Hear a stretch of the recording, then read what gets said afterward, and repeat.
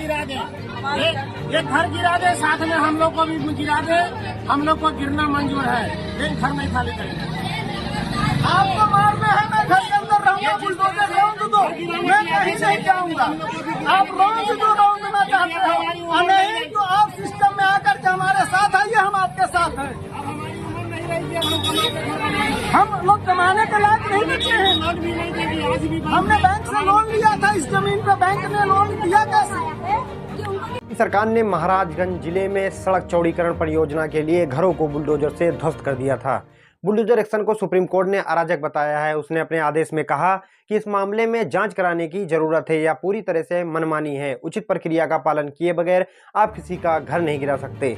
Court ने बुधवार को उत्तर प्रदेश सरकार को बुलडोजर एक्शन पर फटकार लगाई है। दरअसल मामला यूपी के महाराजगंज जिले का है, जहां सड़क चौड़ीकरण प्रोजेक्ट के लिए घरों को बुलडोजर के जरिए ध्वस्त किया गया था।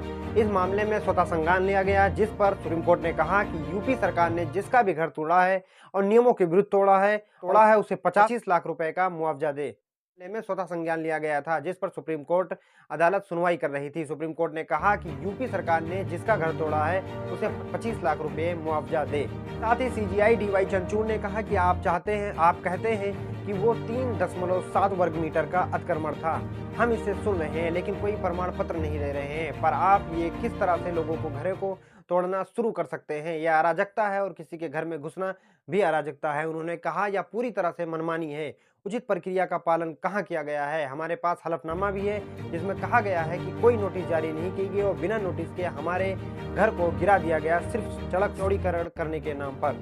साथ ही सुप्रीम कोर्ट ने याचिकाकर्ता के वकील के मामले की जांच का आग्रह किया। सीजीआई ने राज्य सरकार के वकील से पूछा कि कितने घर तोड़े हैं आपने अभी तक। राज्य के वकील ने कहा 123 अवैध निर्माण थे। जस्टिस जेबी पारदीवाला ने कहा कि आपका ये कहने का आधार क्या है? 1960 से क्या किया, पिछले 50 साल से क्या कर रहे थे? बहुत अहंकारी राज्य को एनएचआरसी के आदेशों का कुछ सम्मान करना होगा।